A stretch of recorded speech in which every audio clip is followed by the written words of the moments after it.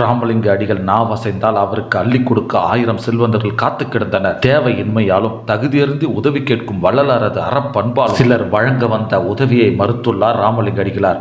அதனை அறிய Puduvai Royal hotel அதிபருக்கு வள்ளலார் எழுதிய கடிதத்தை பார்ப்போம். ஐயா, நானோ புத்தி தீர்ந்த நாள் தொடங்கி இது பரியந்தமும் இந்த பிணவுடமும் இதற்கு கொடுக்கின்ற பிண்ட துண்டங்களும் பெருஞ்சுமையாக இருக்கின்றதே.